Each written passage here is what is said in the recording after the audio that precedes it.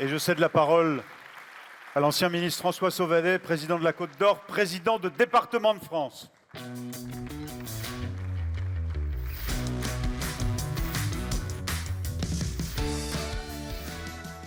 Bien.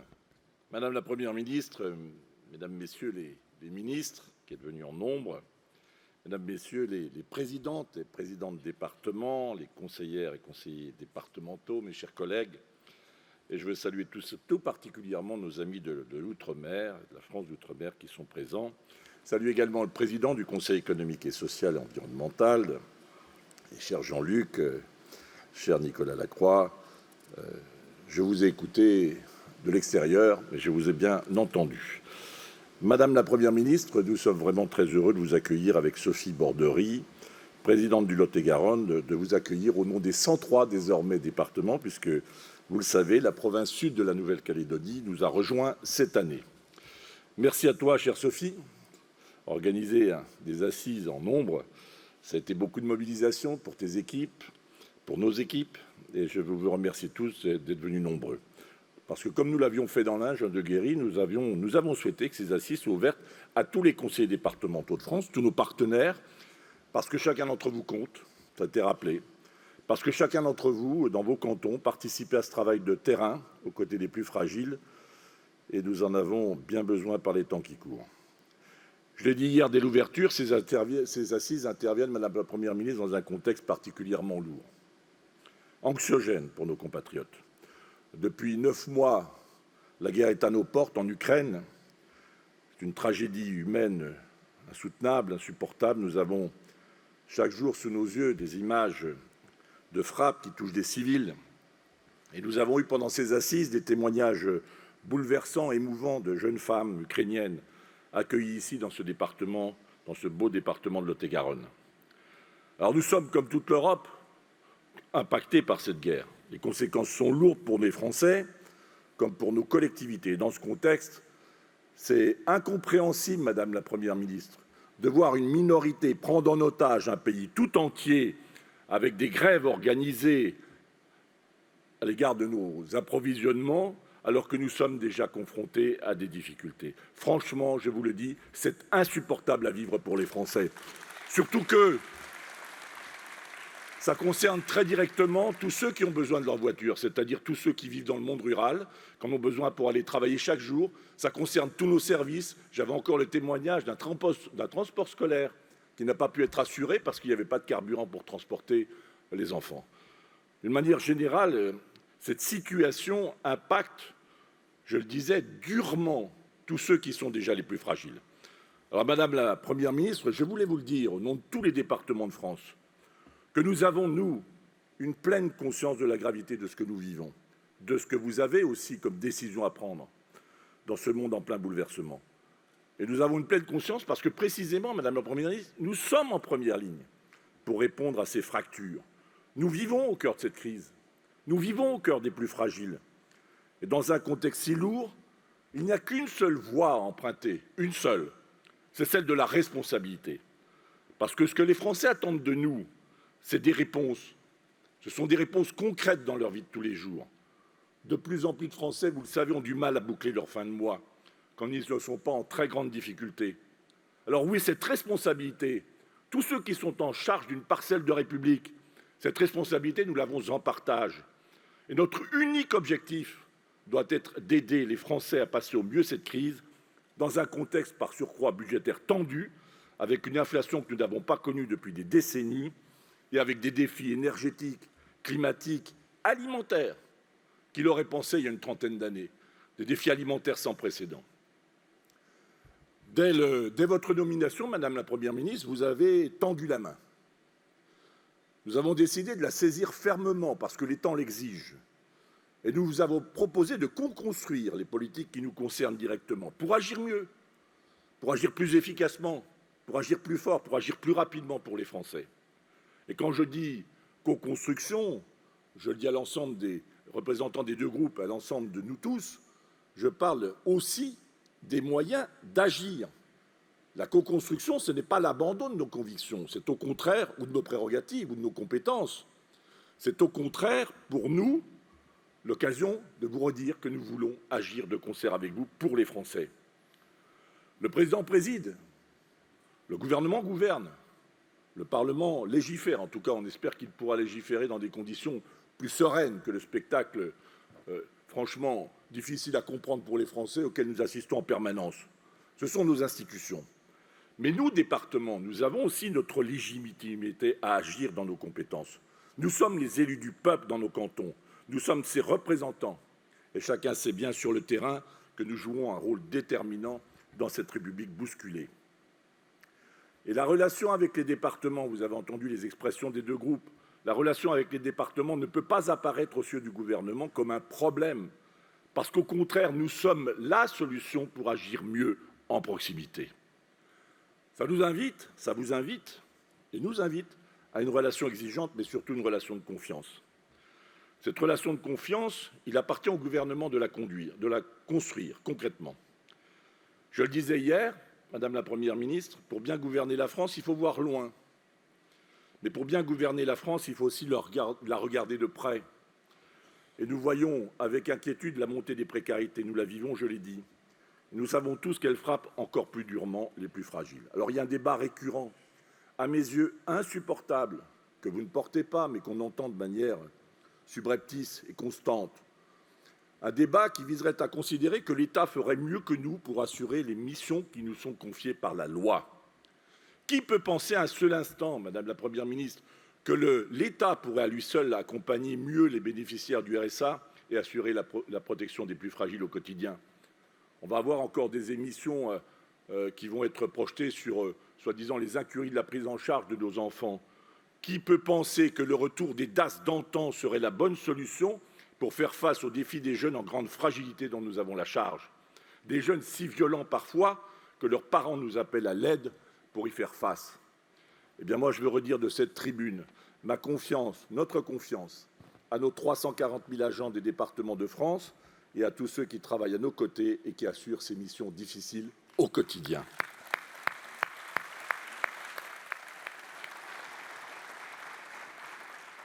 Et comme cela a été dit par Nicolas Lacroix et par Jean-Luc Glaise, les situations difficiles que nous traversons méritent mieux que des injonctions, des commentaires ou des postures. Ce dialogue construit, Madame la Première ministre, vous l'avez souhaité. Alors oui, ces derniers mois, je le dis, il y a eu un vrai changement de méthode, une volonté d'engager ce dialogue.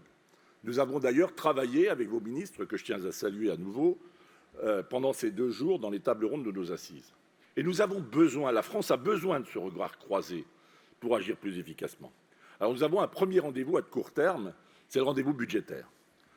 Madame la Première ministre, quand j'ai entendu répéter par Bercy que les départements aujourd'hui se portent bien, je vous le dis tout net, non, les départements ne se portent pas bien. Nous sommes en train de vivre une véritable explosion de nos dépenses. Nous avons eu coup sur coup la revalorisation de l'aide à domicile, qui était nécessaire, l'extension du Ségur, nous avons eu l'augmentation du RSA, là, il est annoncé sans concertation. Là encore, on a voulu faire croire à l'opinion qu'une hausse du RSA, ça se traduirait dans nos comptes par une baisse au motif qu'il y aurait bien de bénéficiaires. Eh bien, chez moi, c'est simple, une hausse n'est pas une baisse et nous vous demandons de compenser cette hausse. Nous sommes confrontés aussi, comme tout le pays, à l'inflation, au coût de l'énergie, de l'alimentation, des matières premières. J'avais signé une convention hier au nom des départements de France avec Route de France et nous notons une augmentation de quasiment 30% des couches de roulement sur les et que ça concerne les 378 000 km de route que nous avons à gérer. Vous voyez les enjeux. Nos départements prennent ça plein fouet. J'ai fait chiffrer les dépenses nouvelles pour nos départements, celles que je viens d'exprimer. Ça représente quasiment 2,5 milliards de dépenses nouvelles. La réalité que nous vivons, Madame la Première ministre, c'est que nous n'avons plus de marge et que certains départements ne peuvent plus faire face et ne savent même pas comment ils vont faire pour boucler leur budget. Nous en avons parlé, Madame la Première ministre. Je vous sais attentive à cette situation et nous vous attendons pour avoir des solutions, des accompagnements pour permettre à ces départements, notamment les plus fragiles, de pouvoir passer ce cap. Côté ressources, nous n'avons plus de leviers fiscaux et d'ores et déjà, je tire la sonnette d'alarme parce que je crains fort une baisse importante des droits de mutation. On l'a connu dans les grandes crises, notamment la grande crise financière de 2008, où les droits de mutation se sont effondrés. Et à l'époque, nous avions pu passer ce cap parce que nous avions le foncier bâti, c'est-à-dire que nous avons pu jouer sur le levier fiscal. Aujourd'hui, je crains fort, je vous le dis, cette baisse importante, parce que tous les indicateurs nous conduisent à le considérer. D'abord, des taux d'intérêt élevés, des difficultés d'accès au crédit pour nos compatriotes, des crédits de long terme notamment, et puis un climat très anxiogène qui ne conduit pas à s'engager pour l'avenir par des acquisitions. Je crains donc ce retournement de situation qui a commencé dans certains départements. Et vous savez, cette situation de ciseaux est inquiétante parce que quand la précarité monte l'escalier des classes moyennes, il faudra bien que nous aussi, départements de France, nous puissions continuer de gravir les marches des solidarités et pour les accompagner. Si les taux continuent de se refermer sur les finances des départements, c'est l'investissement qui va trinquer. Aussi, et je rappelle que l'investissement des départements, c'est le bouclier du monde rural. Nous en sommes le premier financeur. Il faut maintenant, Madame la Première ministre, absolument préserver cette capacité d'action des départements de France pour préserver aussi l'investissement, parce que l'investissement des départements, c'est celui qui protège l'emploi local. Madame la Première ministre, nous vous demandons aussi, cela a été exprimé par les groupes, nous vous demandons effectivement un filet de sécurité énergétique. Je sais que vous avez engagé ce débat avec les communes, notamment pour les communes rurales, et je sais qu'ils ont apprécié ce geste. En tout cas, nous vous demandons un filet de sécurité énergétique pour les départements de France, comme vous avez prévu de le faire, donc pour les communes les plus fragiles. Alors, nous avons, je vous l'ai dit d'ailleurs, je le réexprime devant vous tous, je vous l'ai dit plusieurs reprises, nous avons 2 lignes rouges, département de France. D'abord, on a très mal vécu en son temps les contrats de Cahors. On n'en veut plus. Cette idée selon laquelle les préfets viendraient nous tenir le stylo budgétaire n'est pas une idée acceptable. Alors les contrats de Cahors, je vais faire bref, les contrats de Cahors, c'est non. Je crois que c'est un temps d'ailleurs qui est révolu. Vous allez, je l'espère, nous le confirmer. Et nous souhaitons aujourd'hui qu'au contrat de Cahors, on substitue plutôt un pacte d'Agen fondé d'abord sur la confiance. Et il n'y aura pas de confiance sans engagement de l'État à nos côtés. Il y a une deuxième réjouissance. On ne peut pas parler de trajectoire budgétaire sur des dépenses obligatoires, notamment RSA, PCH, parce qu'évidemment, nous n'avons aucune prise sur ces dépenses. De la même manière qu'il est absurde de nous demander de prévoir une trajectoire budgétaire sur des crédits qui font l'objet de contrats entre nous. En tout cas, on ne peut pas nous demander d'accélérer avec des plans pauvreté, d'accélérer sur le retour à l'emploi, d'accélérer sur la transition énergétique avec le pied sur le frein de la dépense. Ce ne sera juste pas possible. Et je crains que ce soit la sortie de route assurée si tel était le cas. Sur les sujets financiers, on était hostile à la suppression de la CVAE, vous le savez, je vous l'ai dit. La décision a été prise de la supprimer sur 2 ans, dont acte, c'est le choix du gouvernement, ce n'est pas le nôtre. Nous avons dit notre préférence, on vous a fait des propositions de remplacement de la CVAE par une part de TVA, avec des références qui nous permettent de bénéficier de la totalité de la dynamique de cette ressource. On avance sur ce dossier. Pour l'avenir, vous avez annoncé la création d'un fonds de transition énergétique. Moi, je vous fais une proposition pour vous assurer, Madame la Première ministre, de son efficacité. Je vous propose de territorialiser ce fonds à l'échelle des départements. Au-delà de ces sujets, Madame la Première ministre, nous avons le devoir de travailler l'avenir du pays, je l'ai dit. Nous sommes face à un nouveau défi aussi, c'est le défi du changement climatique, que plus personne ne conteste. Et je veux rappeler l'ampleur des incendies hors normes que nous avons connus cet été. J'ai souhaité confier, au nom des départements de France, à André Acari et Jean-Luc Glaise une mission flash, une mission finalement de retour d'expérience, pour qu'on puisse ensemble trouver des solutions face à un été certes exceptionnel, mais qui est appelé à se répéter. Notre système de sécurité civile est au bord de la rupture, ce qui interroge notre modèle face à l'importance inédite et généralisée de ces feux. J'ai eu l'occasion, au nom des départements, de remercier l'engagement de nos sapeurs-pompiers professionnels et volontaires au Congrès de Nancy. La solidarité départementale a joué à plein. Nous avons même eu 20 pompiers de l'océan Indien qui sont venus aider leurs collègues de Vendée, non pas de Vendée, mais de Gironde, pardon, cher Cyril Melchior qui est ici. Notre système de sécurité civile nécessitera des moyens. Ça concerne d'abord l'État, cela a été rappelé.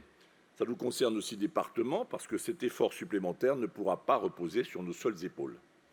Nous souhaitons la mise en place par l'État d'un véritable fonds d'aide à l'investissement pour qu'il n'y ait pas de rupture et d'inégalité territoriale en matière de lutte contre les incendies de forêt et en matière de sécurité civile.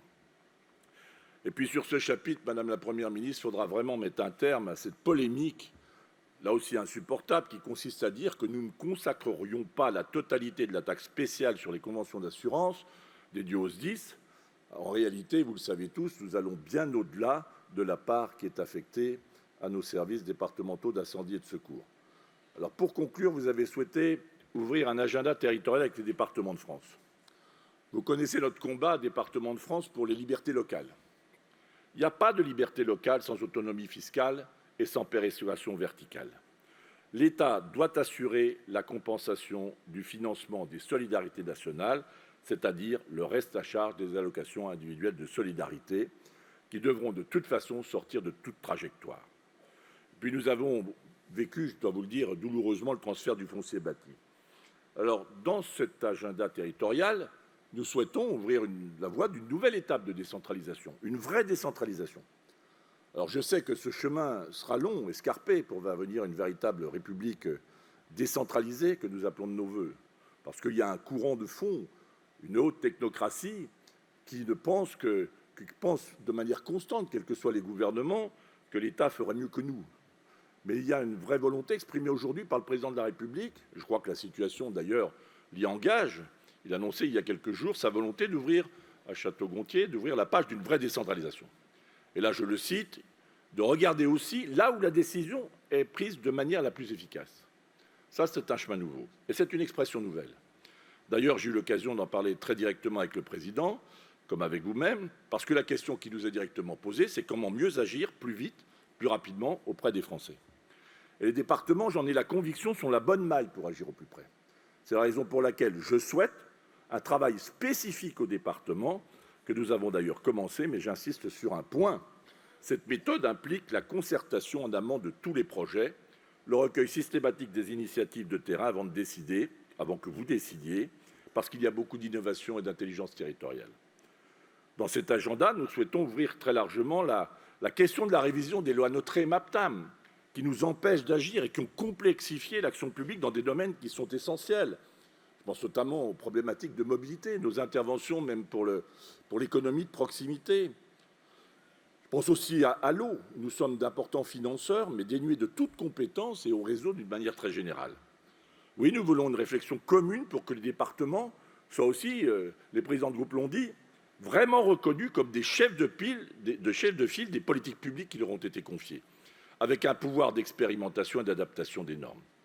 Parce que les problèmes ne se posent pas de la même manière, je le dis souvent, en Seine-Saint-Denis ou dans la Creuse. Puis il y a un sujet qui est devant nous et qui concerne directement nos compatriotes, c'est celui de la santé et de la réponse médico-sociale, de la question du vieillissement de la population. Nous attendons cette loi qui ne vient toujours pas. Et regardez dans le Lot-et-Garonne, chère Sophie, nous avons ici 9 médecins pour 10 000 habitants. 9 médecins pour 10 000 habitants.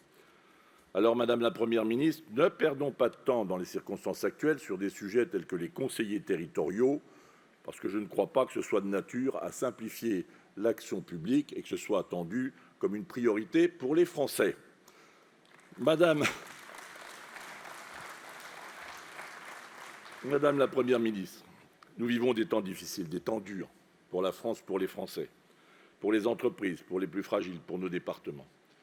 Et nous, départements de France, qui sommes en contact direct avec cette colère sourde, avec ces fractures profondes, nous avons l'ardente obligation, pour reprendre un mot cher au général de Gaulle, l'ardente obligation d'agir ensemble. Nous avons tous constaté cette montée de l'extrême droite dans les territoires ruraux, l'arrivée en force de l'extrême gauche, de partis populistes à l'Assemblée nationale. Eh bien, je vous le dis comme je le pense.